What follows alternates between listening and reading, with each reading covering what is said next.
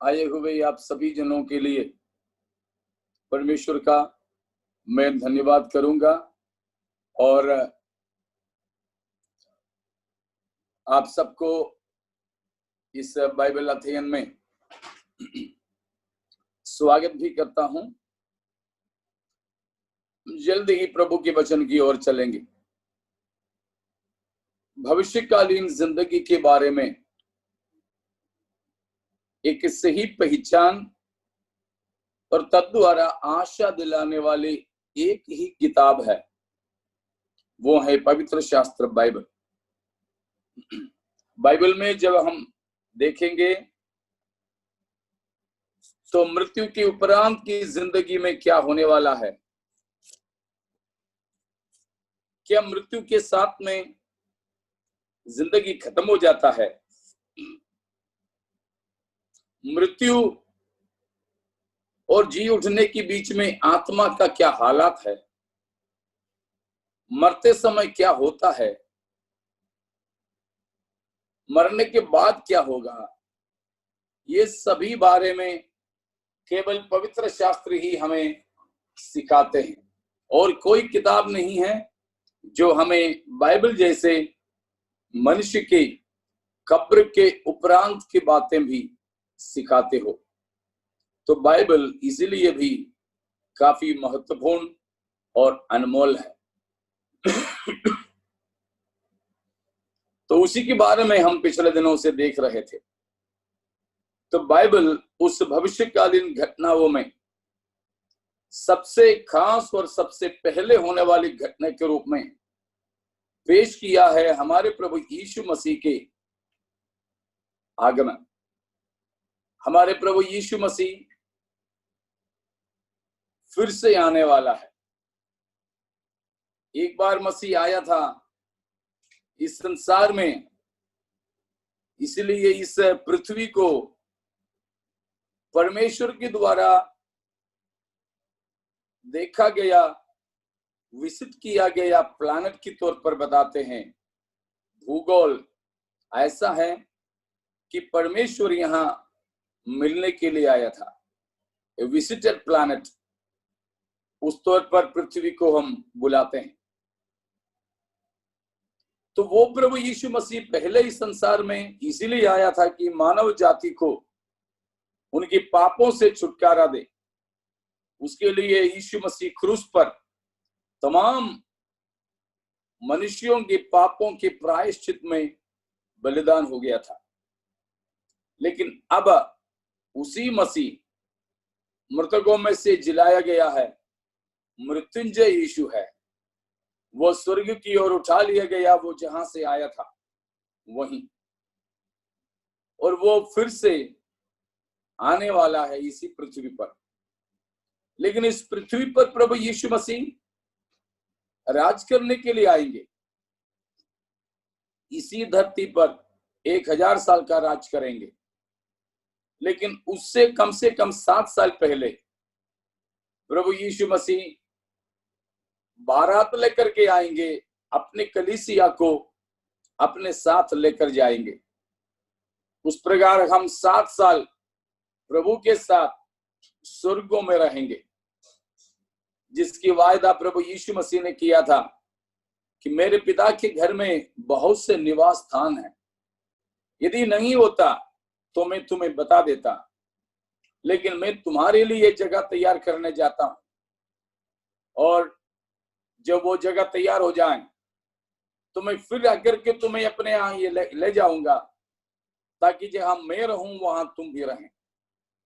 तो यूहन्ना 14 का 1, 2, 3 पदों में इन बातों को हम देखते हैं। उस प्रकार जब प्रभु यीशु मसीह आएंगे, कलीसिया को लेकर जाएंगे, तब होने वाली एक विशेष घटना के बारे में भी हम देख रहे थे। और उसके बाद एक सिलसिले के तौर पर होने वाली बातें हम देख रहे थे, वो है मृतकोत्थान। तो मृतकोत्थान के भिन्न भिन्न पहलुओं के बारे में हमने देखा, भिन्न भिन्न पहलुओं के बारे में। उसमें सबसे पहले उसको हमने 2 भागों में बांटे थे।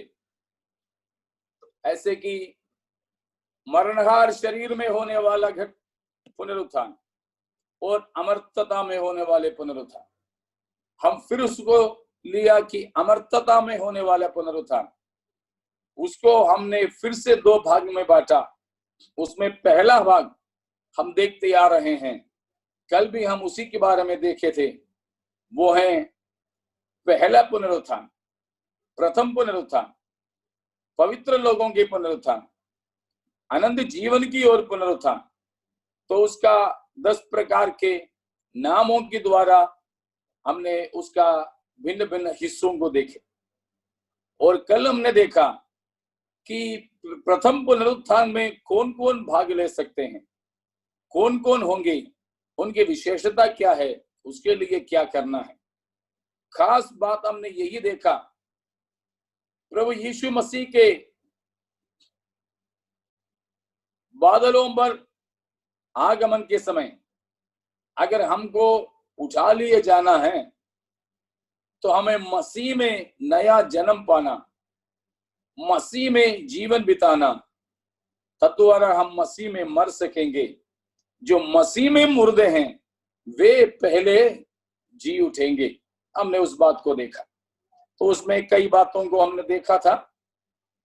एक शारीरिक पुनरुत्थान होने वाला, आखिरी में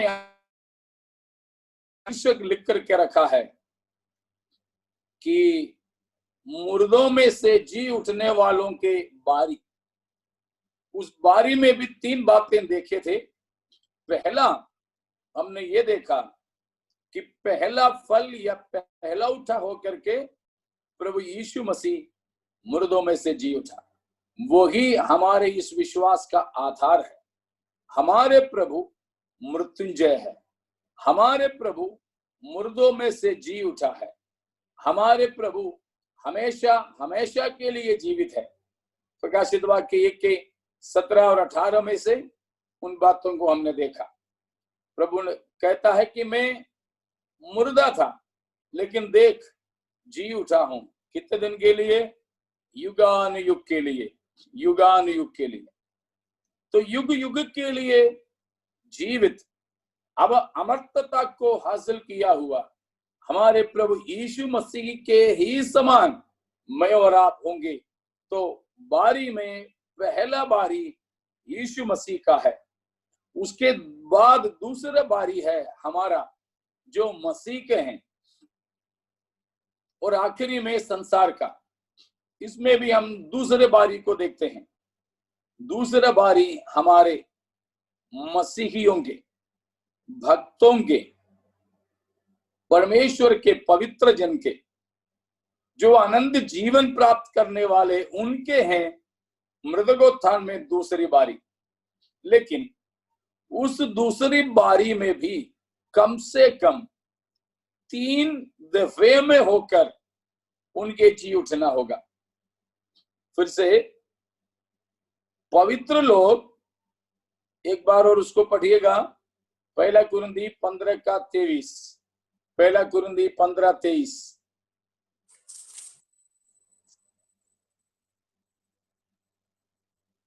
परंतु हर एक अपनी अपनी बारी से पहला फल मसीह, फिर मसीह के आने पर उसके लोग।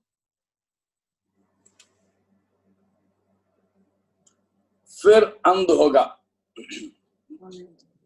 तो बारी वहां पर हम देखते हैं,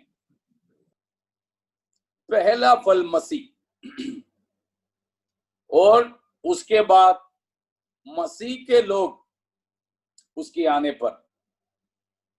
तो हम अभी देख रहे हैं मसीह के लोगों के पुनरुत्थान। वो आम पुनरुत्थान के दूसरे बारी में है। ठीक है, आपको समझ में आ रहा होगा। पुनरुत्थान के 3 बारी है, विशेष 3 बारी। पहला यीशु मसीह स्वयं, दूसरा मसीह के लोग, तीसरा सब मरे हुए, सब के सब मरे हुए। हम उसमें नहीं आए अभी। हम अभी ले रहे हैं दूसरी बात, जो मसीह के लोगों के पुनरुत्थान। मसीह के लोगों के पुनरुत्थान में 3 हिस्से हैं। उसको हम 3 समयों में होकर, 3 भागों में होकर देख सकते हैं। जैसे परमेश्वर के वचन के अध्यापक लोग या वचन के पढ़ने वाले लोग प्रभु यीशु मसीह के लोगों के पुनरुत्थान को एक खेती, एक कृषि के तौर पर, किसानी के तौर पर बताया है। किसानी के तौर पर या खेती या कटनी के तौर पर जब बताते हैं तो कटनी के 3 विशेष हिस्से होते हैं। कटनी के, हार्वेस्ट के 3 हिस्से होते हैं। आपको मालूम है, आप ज्यादातर लोग खेती किसानी बहुत होने वाले इलाकों से हैं, तो आपको मालूम है खेती का विशेष 3 हिस्से। खासतौर पर यहूदी लोग तो किसान लोग थे, इस्राएली किसानी करने वाले लोग थे।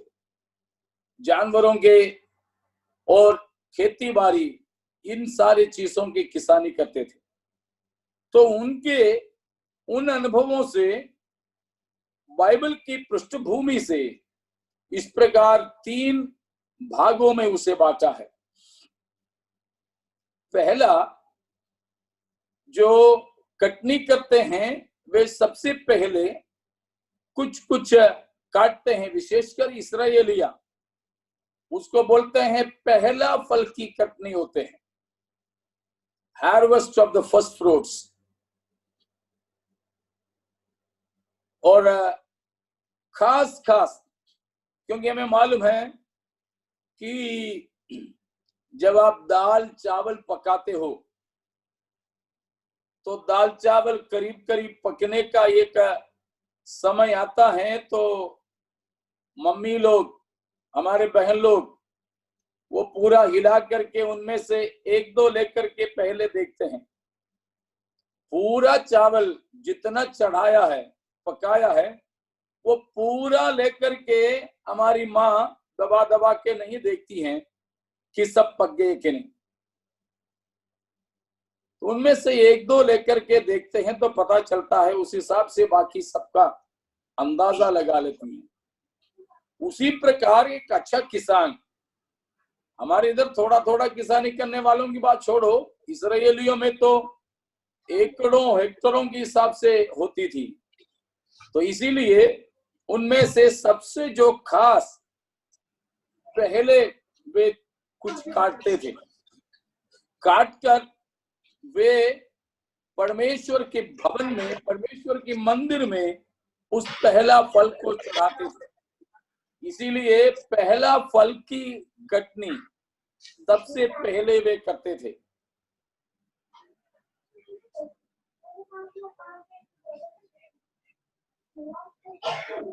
उसी प्रकार वे लोग इस पुनरुत्थान के बारे में भी बताया है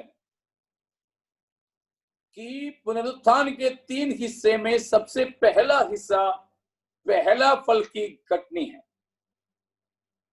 दूसरा जनरल हार्वेस्टिंग, आम कटनी, जो अपने सारी खेत को काटने का काम है, वो पूरे फसल को काट डालते हैं। और तीसरा हिस्सा सब कुछ कटने के बाद किसान अपने मजदूरों को भेजते हैं, फिर एक बार देखने के लिए कि जो काट करके बांधे थे उस समय कुछ बाल तो गिर जाते हैं। उन बालों को बिनने के लिए, उसको ग्लीनिंग बोलते हैं, बिनना। कुछ जो है किनारे किनारे में छूट जाते हैं एक आध होकर, उसको भी काटना, और कटने के बाद जो गिर गए हैं उनको बिनना। इस प्रकार 3 हिस्से हैं एक कटनी में होता है। पहला फल को काटना, फिर पूरे खेत को काटना, उसके बाद बिनना, जो कभी कटने से छूट गए हैं एक आध किनारे किनारे में कहीं, और जो बांधते समय बाल जो गिरे, उन गिरे हुओं को बिनना। So the harvest of the first fruit, general harvesting, and finally the gleaning. इसी प्रकार में मसीह के लोगों के पुनरुत्थान को भी हम समझ सकते हैं। अमर्त्यता की ओर जो हमारे पुनरुत्थान है, उसका दो हिस्से में पहला हिस्सा हम अभी देख रहे हैं, उसका 3 दफों में होकर, 3 समयों में होकर, 3 झुंड में होकर पवित्र लोगों के पुनरुत्थान होगा। उसमें सबसे पहला फल का कटनी है, वो प्रभु यीशु मसीह के जी उठना है करके देखा। उसके साथ ही साथ में क्या मनुष्यों में से कोई उस समय जी उठे थे? आपको याद होंगे, प्रभु यीशु मसीह के जी उठने के साथ ही साथ में मनुष्यों में से भी कुछ लोग जी उठे थे। तो मसीह के लोगों की जी उठने में एक हिस्सा पहला फल की तौर पर, नमूने के तौर पर, प्रमाण के तौर पर ऑलरेडी जी उठ चुके हैं। पुराने नियम के कुछ भक्त लोग, कितने हैं हमें नहीं मालूम, कौन कौन है ये भी नहीं पता। फिर से बताता हूं, प्रभु यीशु मसीह की मृत्यु के समय पुराने नियम के कुछ संतों में से लोग जिंदे हो गए थे, शारीरिक पुनरुत्थान उन्हें मिला, अमर्त्यता की ओर वे पुनरुत्थित हुए। कितने हैं हमें नहीं पता,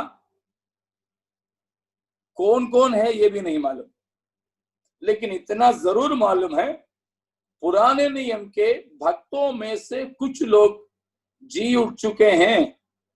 हम जिस दशा में जी उठेंगे, उसी दशा में पुराने नियम के कुछ भक्त लोग जी उठ चुके हैं। कब? प्रभु यीशु मसीह की क्रूस की मृत्यु के समय। वे कहां हैं अभी? यीशु मसीह के जी उठने के बाद वे भी कब्र से बाहर आ गए। पवित्र नगर यानी यरूशलेम में उनकी जी उठने का प्रमाण वे बहुतेरे लोगों को प्रकट होते होते में दिया। उसके बाद उनका क्या हो गया बाइबल नहीं बताती है, लेकिन अनुमान हम इस प्रकार लगा सकते हैं कि जब प्रभु यीशु मसीह स्वर्ग की ओर उठा लिया गया, मसीह के साथ वे भी स्वर्ग की ओर उठा लिए गए। कुछ लोगों को अभी समझ में आ गए होंगे, कुछ ऐसे भी लोग होंगे कि मैं कहां से बता रहा हूं। ये निकालिए अपने बाइबल में मत्ती के सुसमाचार 27 अध्याय, मत्ती 27 अध्याय, उसकी 45 से लेकर प्रभु यीशु मसीह की क्रूस की मृत्यु के समय की घटनाएं बताया है। तब उसकी 50 से लेकर के पढ़िएगा। हमारी बात तो वैसे 52 और 53 में है, लेकिन हम उसकी 50 से लेकर के देखेंगे। हाँ पढ़िए। तब यीशु ने फिर बड़े शब्द से चिल्लाकर प्राण छोड़ दिए, और देखो मंदिर का पर्दा ऊपर से नीचे तक फटकर 2 टुकड़े हो गया, और धरती डोल गई और चट्टानें तड़क गई और कब्रें खुल गई, और सोए हुए पवित्र लोगों के बहुत से शव जी उठे, और उसके जी उठने के बाद वे कब्रों में से निकलकर पवित्र नगर में गए और बहुतों को दिखाई दिए।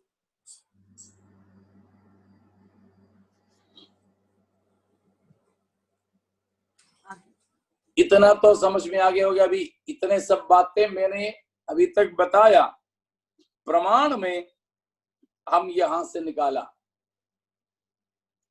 प्रभु यीशु मसीह के प्राण छोड़ते समय बहुत घटनाएं हुए, उनमें से एक घटना यह था, 52 पद बताते हैं कि कब्रें खुल गए। कौन से कब्र? यरूशलेम नगर में पुराने नियम के भक्तों में से कई सारे लोगों के कब्र है, दाऊद के सहित कब्र है।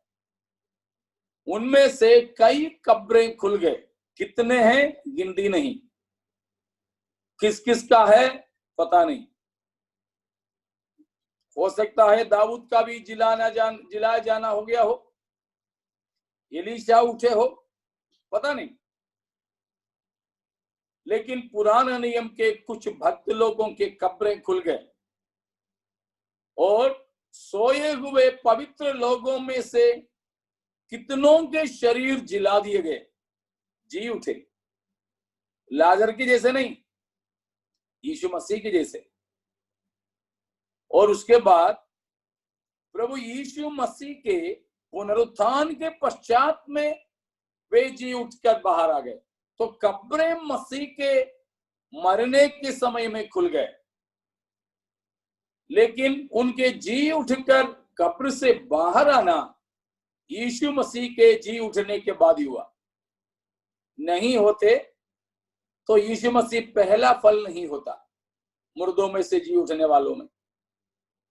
तो मसीह यीशु मुर्दों में से जी उठने वालों में पहला फल होने के लिए यीशु मसीह जी उठकर महिमा में आने के बाद उन खुले हुए पुराने नियम की भक्तों के कब्रों में पड़े लोगों के शरीर जी उठकर बाहर आ गए।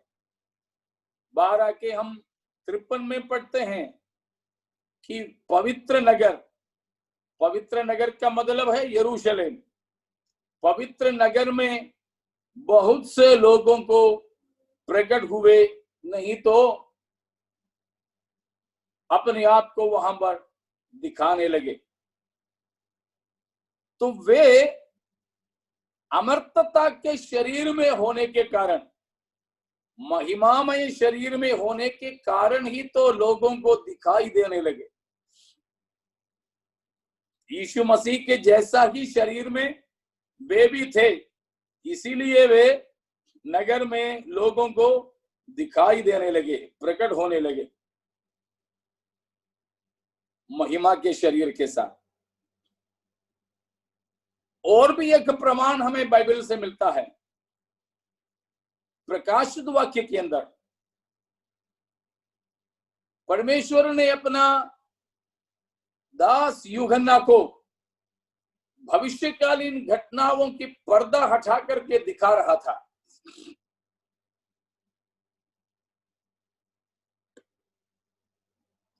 प्रकाशित वाक्य 1 का पहला दूसरे पदों में हम पढ़ते हैं कि परमेश्वर ने ये प्रकाशन यीशु मसीह को दिया।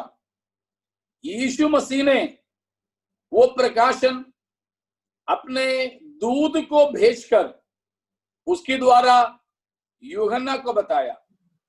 यूहन्ना ने हमें लिख करके दिया। तो हमारे सवाल है कि परमेश्वर ने कौन सा दूत को, किस स्वर्गदूत को यूहन्ना के पास में भेजा था?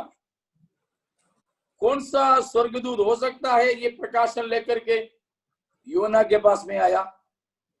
शायद हम सोचते होंगे जिब्राइल होगा, नहीं। फिर कौन हो सकता है? संभवत यीशु मसीह के मृत्यु के समय में और पुनरुत्थान के समय में जी उठे पवित्र लोगों को पवित्र नगर में दिखाई देने वाले पुराने नियम के किसी भविष्यद्वक्ताओं में से एक है, जो यूहन्ना के पास में प्रकाशित वाक्य प्रकट करने, दर्शाने के लिए प्रकट हुआ आ गया है। क्या सबूत है? संभवत सबूत ये हैं। देखिए 22 अध्याय उसका 9वां 8वां और 9वां पद। 8वां और 9वां। मैं वही यूहन्ना हूँ जो ये बातें सुनता और देखता था। जब मैंने सुना और देखा तो जो स्वर्गदूत मुझे ये बातें दिखाता था, मैं उसके पांवों पर दंडवत करने के लिए गिर पड़ा। पर उसने मुझसे कहा, देख, ऐसा मत कर, क्योंकि मैं तेरा और तेरे भाई भविष्यद्वक्ताओं और इस पुस्तक की बातों के मानने वालों का संगी दास हूँ। परमेश्वर ही को दंडवत कर। जिस स्वर्गदूत यूहन्ना को ये दर्शाता था, उसके सामने वो गिर पड़ा, दंडवत करने लगा। तो उस स्वर्गदूत ने कहा, मत कर। मैं कौन हूं? मैं कौन हूं? उन्होंने बताया कि मैं तेरा और तेरे भाई भविष्यद्वक्ताओं और इस पुस्तक की वचनों को मानने वालों का संगी दास हूं।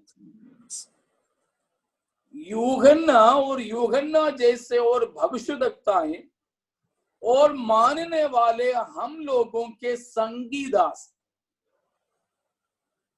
क्या स्वर्गदूत जिब्राइल, मिकाएल या उनके साथी लोग हमारे संगी हैं? हमारे संगी हैं?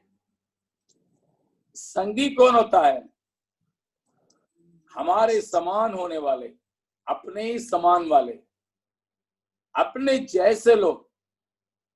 क्या ये स्वर्गदूत लोग जो जिब्राइल है, मिकाएल है या उनके साथ में जितने भी अनगिनत है, वे लोग सब हमारे संगी कहला सकते हैं? बिल्कुल नहीं। हमारी दर्जा ऊंचा है कि उनकी दर्जा ऊंचा है? स्वर्गदूतों की दर्जा ऊंचा है कि हमारे दर्जा ऊंचा है? जी, स्वर्गदूत का दर्जा ऊंचा है ना? किसका दर्जा ऊंचा? हमारे दर्जा ऊंचा है कि स्वर्गदूतों के? पता नहीं।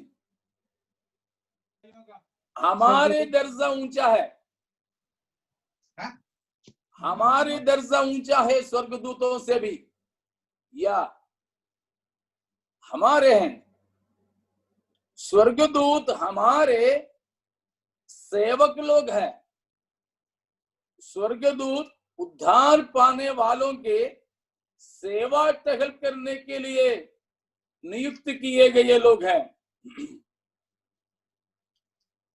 तो हम लोग इब्रानियों 1 का 13-14 पढ़िए।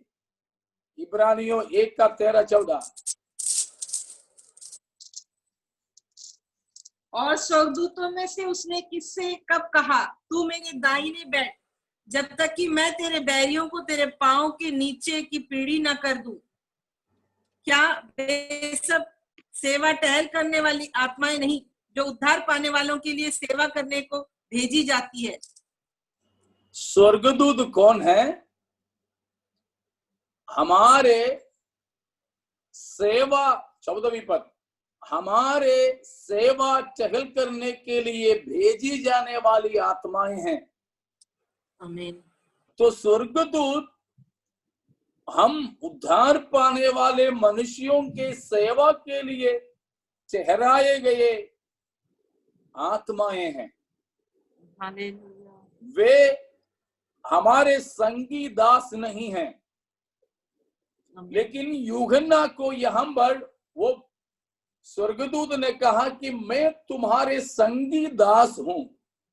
मतलब यूहन्ना जिस दर्जे का था उसी दर्जे का। यूहन्ना भविष्यद्वक्ता था, तो ये व्यक्ति भी भविष्यद्वक्ता था।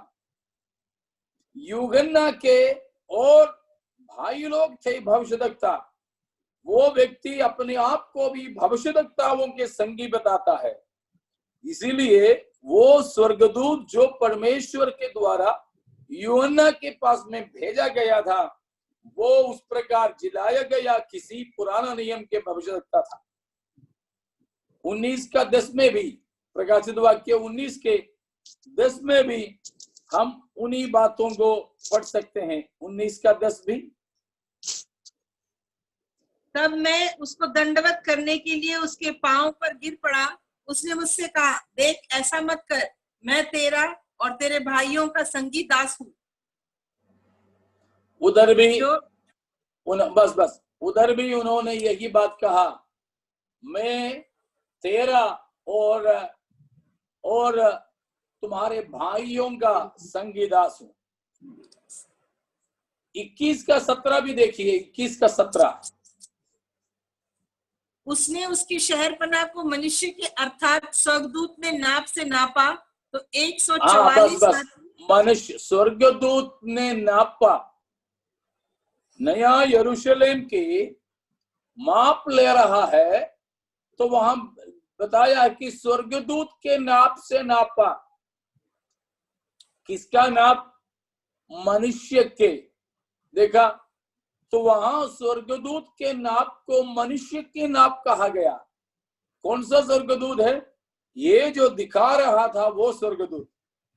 तो इन कम से कम 3 भागों से और मत्ती का 27, 52, 53 पदों से भी हम समझ सकते हैं कि पुराने नियम की भक्तों में से कुछ लोग जिला दिए गए थे। वे परमेश्वर के साथ में स्वर्ग में अभी भी विद्यमान है। तो पवित्र लोगों के जी उठने में 3 विशेष पहलू, उसमें पहला फल के तौर पर काटे गए थे मसीह यीशु की मृत्यु के समय, जी उठने के समय में जिला दिए गए पुराने नियम के भक्त लोग। तो हमने देखा प्रभु यीशु मसीह के क्रूस की मृत्यु और जी उठने के समय पुराने नियम के कुछ भक्त लोगों के जी उठना हुआ। वो हैं मसीह के लोगों के जी उठने के 3 पहलुओं में पहला पहलू वो हो चुका।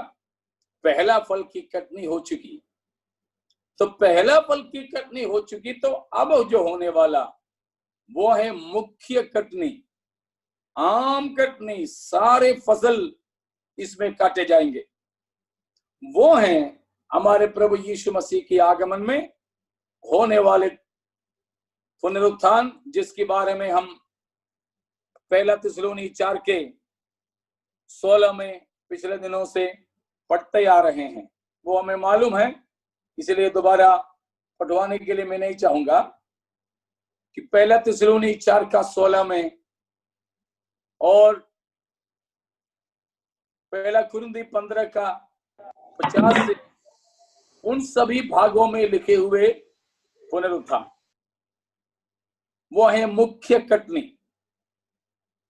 खास जी उठना जो मसीह के लोगों के कब होगा? जब हमारे प्रभु यीशु मसीह बादलों पर आएंगे तब होगा। जब प्रभु यीशु मसीह बारात लेकर के आएंगे तब होगा। कब होगा? जब प्रभु आप स्वर्ग से उतरेगा, जब ललकार, प्रधान दूत का शब्द और परमेश्वर के तुरही फूंके जाएंगे तब होगा। ये है दूसरा हिस्सा। अब वो पवित्र लोगों के जी उठने का सिलसिला, 3 सिलसिला, ये दूसरा सिलसिला। अब वो खत्म कब होगा? वो है प्रकाशित वाक्य 20 का 3, हमें 4, 5, 6 में हमने पहले पढ़े थे। कब होगा? जब प्रभु यीशु मसीह स्वर्ग से पृथ्वी पर उतरेंगे। प्रभु यीशु मसीह शैतान को स्वर्गदूत के द्वारा 1000 साल के लिए बांधेंगे और 1000 साल का राज्य प्रभु यीशु मसीह इसी धरती पर संस्थापित करने पर होंगे। तो 1000 साल के मसीह के राज्य शुरू होने से पहले बाकी जो मरे हुए लोग हैं पवित्र लोगों में, वे जी उठेंगे। सब मरे हुए नहीं, पवित्र लोगों में जो बचे हुए लोग, अर्थात उनका एक नाम अलग दिया गया है, वो है महाक्लेश के संतों के जी उठना, resurrection of the tribulation saints, resurrection of the tribulation saints. महाक्लेश के समय में मर जाने वाले, मारे जाने वाले पवित्र लोगों के जी उठना। देखिए 3 हिस्सा। पहला हिस्सा पुराना नियम के किसी किसी भक्त लोगों के जी उठना, जब प्रभु यीशु मसीह मुर्दों में से जी उठा तब। दूसरा हिस्सा आमतौर पर कलीसिया के जी उठना, आमतौर पर कलीसिया के जी उठना, जब प्रभु यीशु मसीह दूल्हा बनकर बारात लेकर बादलों पर, आसमानों पर प्रकट होंगे तब।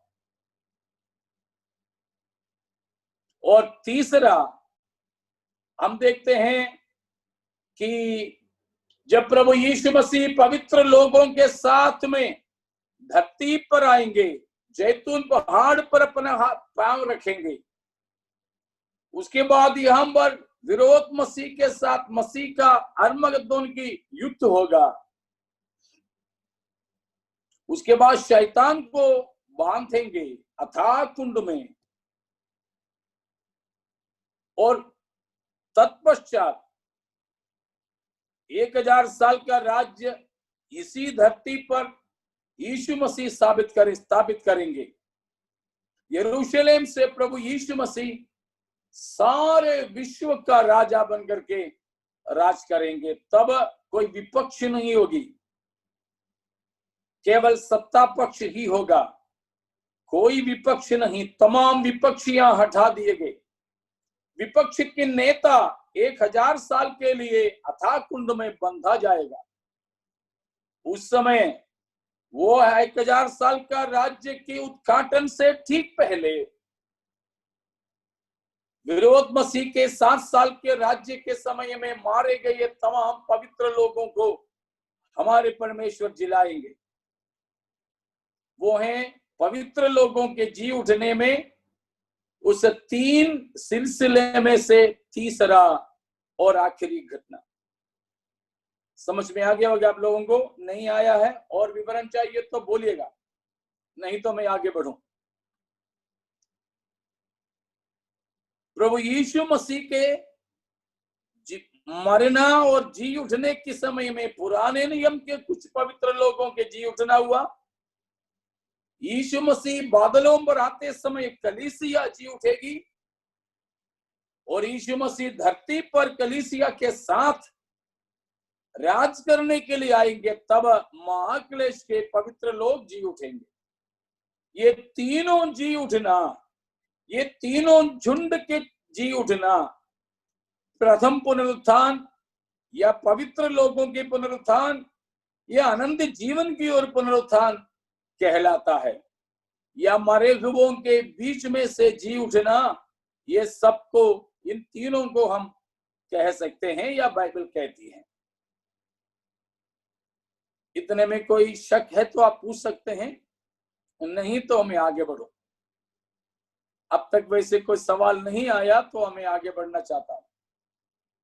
यहां शायद आप में से कुछ लोगों को एक शक होगा कि पुराने नियम के भक्तों में से बाकी लोग कब जी उठेंगे। 2 प्रकार की शिक्षा उसमें दिए जाते हैं।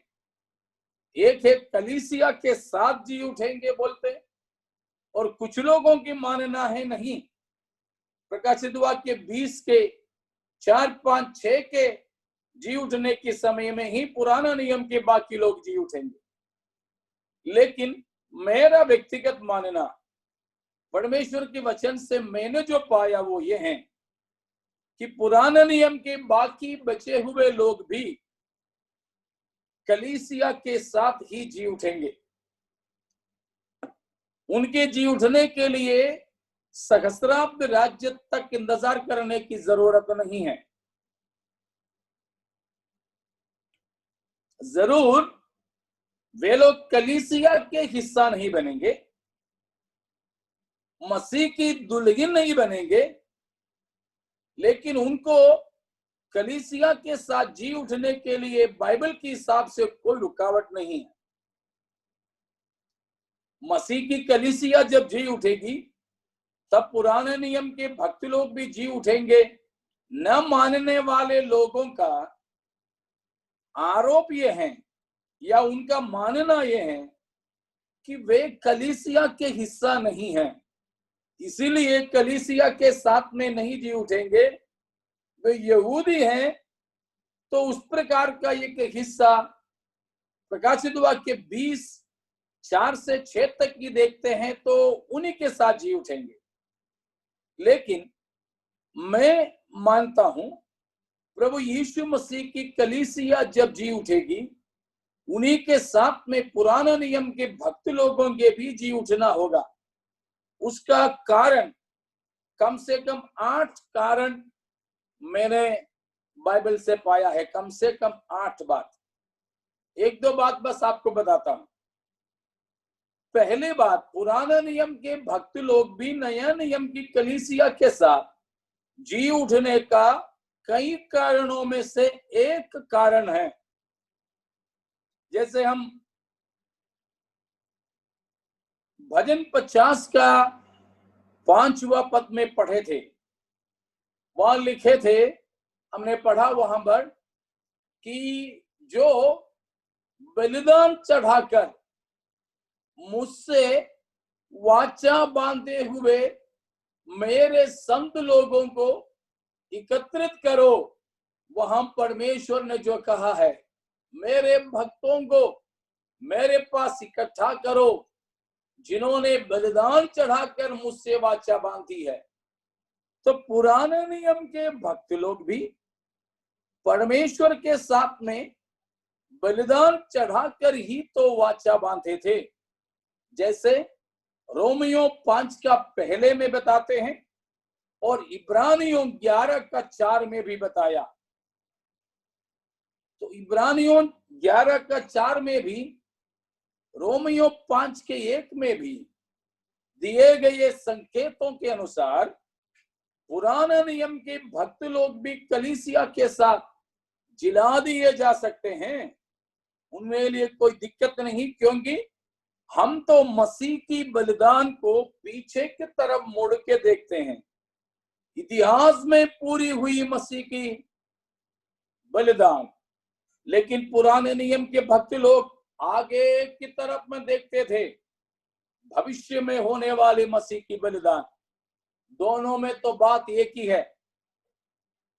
इसीलिए पुराने नियम के नया नियम के भक्त लोग एक साथ जी उठने में बाइबल के हिसाब से कोई रुकावट नहीं है। दूसरी बात, इब्रानियों 11 का 26 और इब्रानियों 13 का 13 इन भागों में बताते हैं कि पुराना नियम के भक्तों ने भी मसीह की निंदा को अपने ऊपर उठाए हुए लोग थे। तो मसीह की निंदा, वह लिखा है, मसीह के कारण निंदित होने को मिस्र के भंडार से बड़ा धन समझा। मूसा के बारे में, मूसा जैसे लोगों के बारे में लिखा है कि वे मसीह के साथ में निंदा को सहना चुने थे। तो पुराने नियम के लोगों ने भी जब भक्ति के कारण दुख उठाए, कष्ट सहे, वचन बताते हैं वे मसीह की निंदा को उठाने वाले लोग थे। हम भी तो मसीह के निंदा को उठाते, जैसे 13 का 13 में बताया, प्रेरित वहां बताता है, चलो यीशु मसीह की निंदा को उठाते हुए हम छावनी के बाहर चले जाएं। बताया है कि हम छावनी की बाहर यीशु मसीह के निकट में चलें, मसीह के निंदा को अपने ऊपर उठा लिए हुए। पुराने नियम के भक्त लोगों ने मसीह की निंदा उठाया, इब्रानियों 11 का 26 में बताया है। तो नया नियम के भक्त लोग मसीह की निंदा उठाते हैं, इब्रानियों 13 का 13 में बताते हैं। दोनों में कोई फर्क नहीं। कलीसिया का पद जरूर अलग है, लेकिन जी उठने के लिए वो पद एक रुकावट नहीं। एक और बात मैं आपको बताता हूं कि जैसे इब्रानियों 11:35 में हमने कल परसों सब देखे, पुराने नियम के भक्त लोग भी एक उत्तम पुनरुत्थान के उम्मीद में रहते थे। एक उत्तम पुनरुत्थान के उम्मीद में पुराने नियम के भक्त लोगों ने भी उद्धार को नहीं चाहा, छुटकारे को नहीं चाहा, परंतु परमेश्वर के लिए वध किए जाने को चुन लिया। और हम पढ़ते हैं पहला पत्रस 1:11 में कि यीशु मसीह की आत्मा पुराने नियम के भक्तों में भी बसा था। पहला पत्रस 1:11 और रोमियो 8:9 उनके साथ में मिला करके देखें तो पुराने नियम के भक्तों में भी जो आत्मा था वो आत्मा मसीह की आत्मा कहलाता है। अगर मसीह की आत्मा एक व्यक्ति में है तो हम रोमी 8:9 में 9, 10, 11 में पिछले दिनों में पढ़े थे, मसीह की आत्मा जिनमें है वो मसीह के हैं। मसीह की आत्मा जिनमें है उनको उस आत्मा के द्वारा मसीह की आगमन के समय में उठा लेंगे, उठाएंगे, हम उन भागों में पढ़ते हैं। तो इस प्रकार कई बात है, मैंने 3-4 बातें बताया, 7-8 बातें से हैं, इतना काफी है कि प्रभु यीशु मसीह के कलीसिया के साथ पुराने नियम के भक्त लोग भी जिला दिए जाने में कोई दिक्कत नहीं है। तो हमने इतने में देखा कि प्रभु यीशु मसीह के भक्त लोगों के जी उठने के बारे में, भक्तों के जी उठने के बारे में, वो प्रथम पुनरुत्थान कहलाता है। प्यारों, हम भी उसी पुनरुत्थान के भागी होने की इंतजार कर रहे हैं। तो मसीह के आगमन में हम भी मसीह के ही लोग बन करके उठा लिए जाने के लिए आइए अपने आप को हम समर्पित करें। अब हम दूसरा पुनरुत्थान को देखते हैं। कौन सा ये दूसरा पुनरुत्थान? अमर्त्यता की ओर होने वाले पुनरुत्थान का 2 हिस्सा। पहला हिस्सा था मरे हुओं में से भक्त लोगों के कलीसिया की पुनरुत्थान, अनंत जीवन पाने वालों के पुनरुत्थान। लेकिन दूसरा हिस्सा, उसका दूसरा पहलू हम देखने के लिए चाहते हैं। वो कौन सा है? वो है मरे हुओं के पुनरुत्थान। दूसरा, मरे हुओं के पुनरुत्थान। प्रकाशित वाक्य 20 अध्याय में फिर एक बार हम पढ़ेंगे। प्रकाशित वाक्य 20 उसका 5वां पद। तब जब ये 1000 वर्ष पूरे ना हुए तब तक शेष मरे हुए ने ना जी उठे, यह तो पहला पुनरुत्थान है। धन्य और पवित्र। बस बाकी लोग, मरे हुओं में से जो बाकी लोग हैं वे जब तक 1000 वर्ष के पूरे नहीं हुए तब तक जी नहीं उठे। देखा, जब तक ये 1000 वर्ष पूरे न हुए तब तक शेष मरे हुए ना जी उठे। इसलिए ये दूसरा जी उठना किनके जी उठना है? मरे हुओं के जी उठना, मरे हुओं के जी उठना, वो है दूसरा जी उठना, resurrection of the dead, resurrection of the dead. और 20 अध्याय का फिर से हम देखेंगे उसका 12वां पद, 20 का 12। फिर मैंने छोटे बड़े सब मरे हुओं को सिंहासन के सामने खड़े हुए देखा और पुस्तकें खोली गई और फिर एक और पुस्तक खोली गई, अर्थात जीवन की पुस्तक, और जैसा उन पुस्तकों में लिखा हुआ था वैसा ही उनके कामों के अनुसार मरे हुओं का न्याय किया गया। मरे हुओं के न्याय। तो 12 का शुरुआत में हमने देखा कि मैंने छोटे बड़े सब मरे हुओं को सिंहासन के सामने खड़े हुए देखा।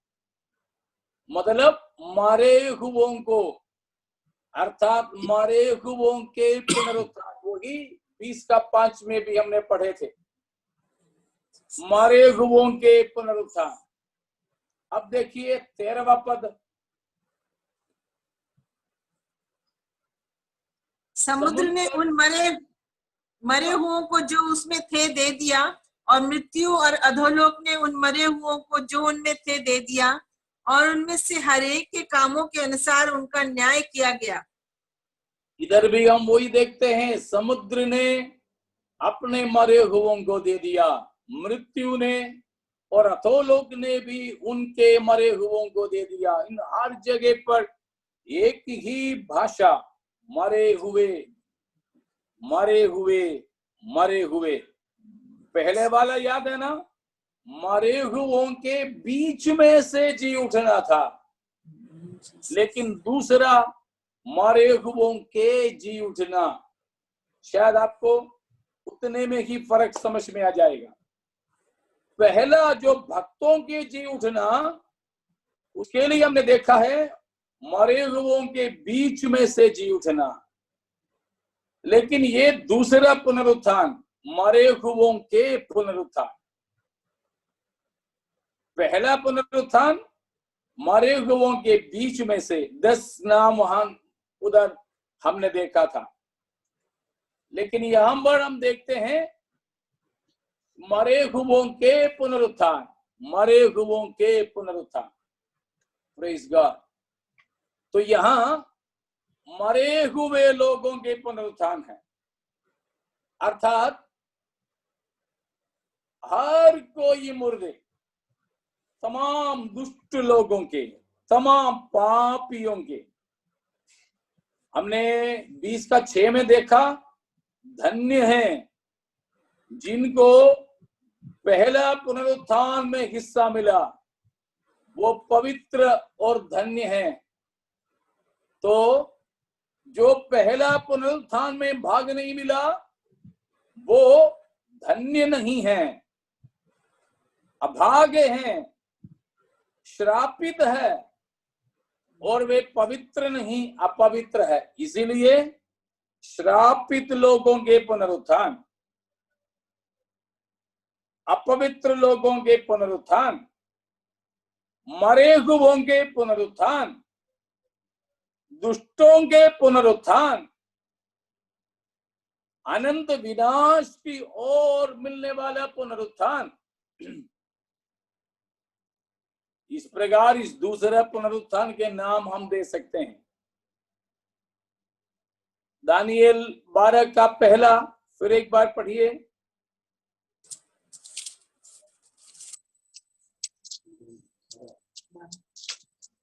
उसी समय मिकाएल नामक बड़ा प्रधान, जो तेरे जाति भाइयों का पक्ष करने को खड़ा रहता है, वह उठेगा। तब ऐसे संकट का समय होगा जैसा किसी जाति के उत्पन्न होने के समय से लेकर अब तक कभी ना हुआ ना होगा। परंतु उस समय तेरे लोगों में से जितनों के नाम परमेश्वर की पुस्तक में लिखे हुए हैं वे बच निकलेंगे। जो भूमि के नीचे सोए पहला पुनरुत्थान जीवन के पुस्तक में नाम लिखे हुओं के पुनरुत्थान है। तो ये दूसरा पुनरुत्थान उनके होंगे जिनका नाम जीवन के पुस्तक में नहीं होगा। दूसरा पद भी पढ़िए। जो भूमि के नीचे सोए रहेंगे उनमें से बहुत से लोग जाग उठेंगे, कितने तो सदा के जीवन के लिए और कितने अपनी नामधराई और सदा तक अत्यंत घिनौने ठहरने के लिए। तो ये दूसरा पुनरुत्थान नामधराई और सदा तक अत्यंत घिनौने ठहरने के लिए होने वाला पुनरुत्थान है। तो पहला पुनरुत्थान सदा के जीवन यानी अनंत जीवन के लिए है, लेकिन ये दूसरा पुनरुत्थान नामधराई और सदा तक का घिनौने ठहरने के पुनरुत्थान।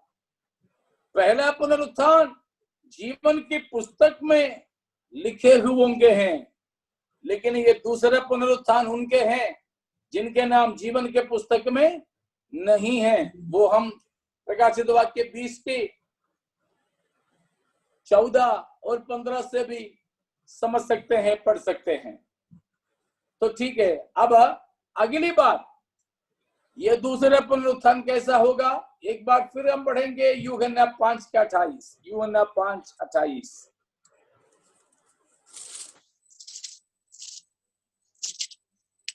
यूहन्ना 5:28। फिर भी 28, उससे अचंभा मत करो, क्योंकि वह समय आता है कि जितने कब्रों में हैं वे उसका शब्द सुनकर निकल आएंगे। जिन्होंने भलाई की है वे जीवन के पुनरुत्थान के लिए जी भी उठेंगे, और जिन्होंने बुराई की है वे दंड के पुनरुत्थान के लिए जी उठेंगे। ये दूसरा पुनरुत्थान का नाम याद दिया है, दंड के पुनरुत्थान। ये दूसरा पुनरुत्थान हमने देखा, वो मरे हुओं के पुनरुत्थान, अनंत जीवन न पाने वालों के पुनरुत्थान, दंड के लिए पुनरुत्थान, जीवन की पुस्तक में नाम न पाए वालों के, पाने वालों के पुनरुत्थान, नाम धराई के पुनरुत्थान। इस प्रकार ये जो हम अलग अलग नाम से बाइबल पुकारते हुए समझ सकते हैं। प्यारों, हम ये दूसरे पुनरुत्थान में भाग लेने वाले ना होना चाहिए, परंतु हमारे प्रभु के साथ में मसीह के उस पुनरुत्थान में हम भाग लेने वाले हो। आमीन जीसस। Praise God. एक बात और उस बारे में मैं बोलता हूं, तो आज तब का हमारा समय हो जाएगा। हमें मिलने वाला ये पुनरुत्थान, वो पुनरुत्थित शरीर की विशेषता क्या क्या है, जल्दी मैं आपको बता करके समाप्त करना चाहता हूं। पूरा कैसा होगा हमें मालूम नहीं है। पहला यूहन्ना 3 का दूसरा पद, उसका शुरुआत, पहला यूहन्ना 3 का 2, उसका आधा पहला हिस्सा। हे प्रियो, अब हम परमेश्वर की संतान हैं और अभी तक यह प्रकट नहीं हुआ कि हम क्या कुछ होंगे। बस ये हमें पूरे तौर पर नहीं मालूम कि हम क्या कुछ होंगे, हमारा शरीर कैसा होगा, क्योंकि हमको बस यीशु मसीह के शरीर से थोड़ा सा संकेत मिलती है। उसी प्रकार it's just a mere apprehension, not very confirmed knowledge we have, because no one has ever attained this particular experience from among men.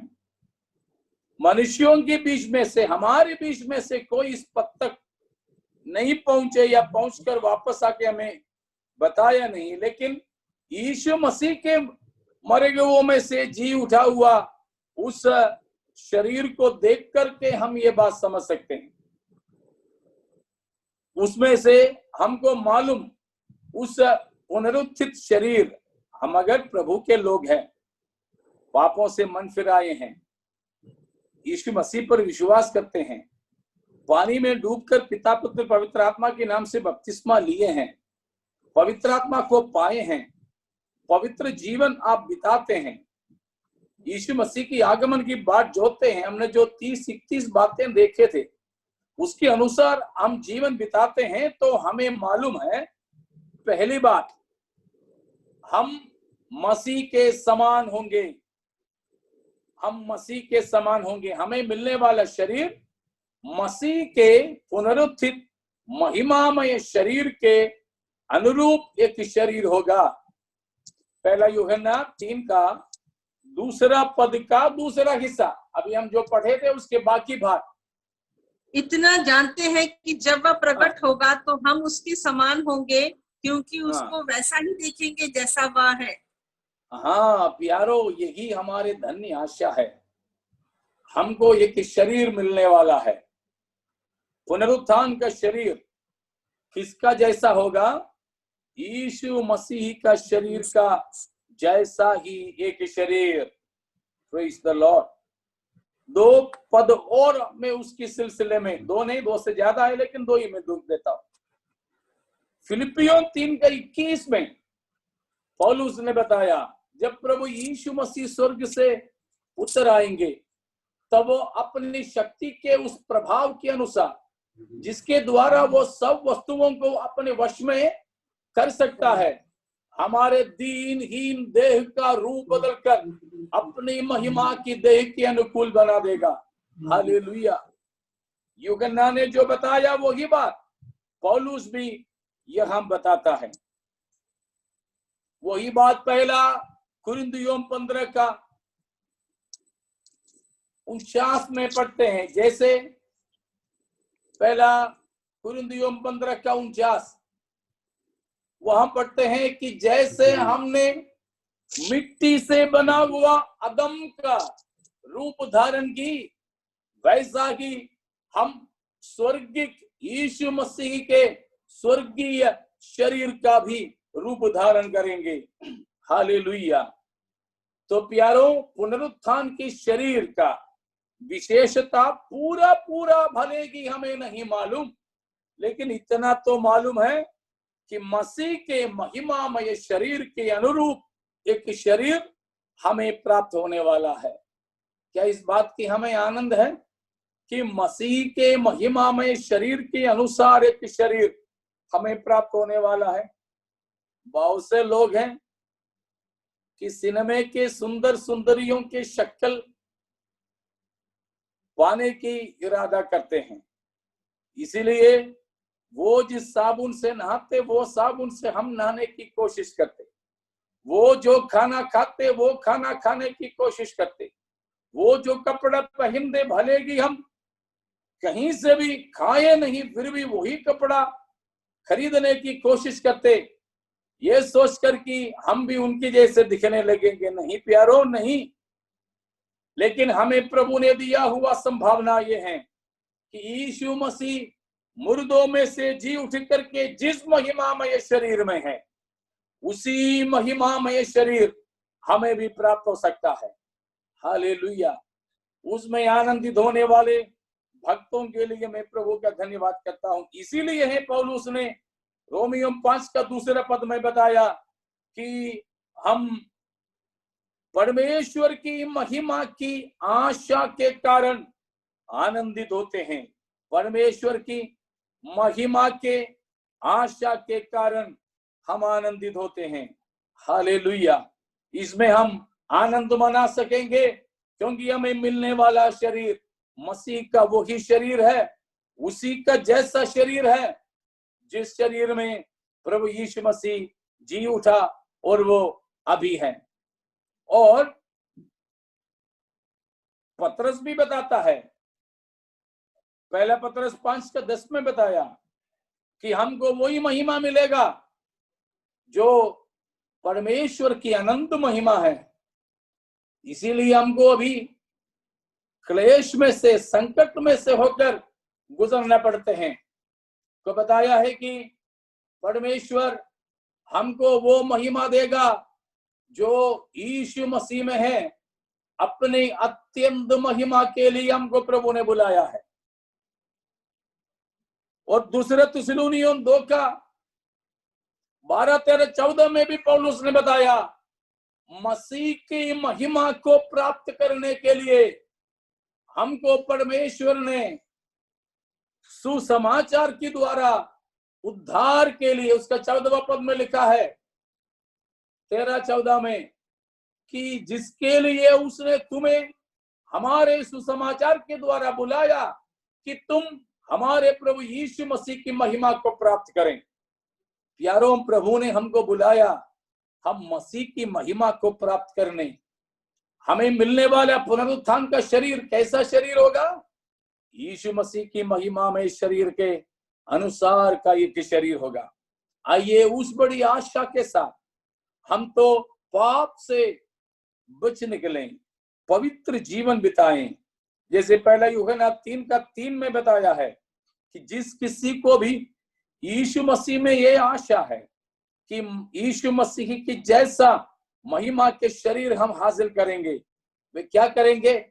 जैसे प्रभु यीशु मसीह पवित्र है वैसे ही खुद को पवित्र करेगा, स्वयं को पवित्र करेगा। तो आइए आज भी मसीह के उसी महिमा में शरीर को प्राप्त करने की आशा में पवित्र जीवन बिताएं, अपने जीवन को उसके लिए समर्पित करें। इन वचनों के द्वारा परमेश्वर हमें आज भी आशीष देने पाए।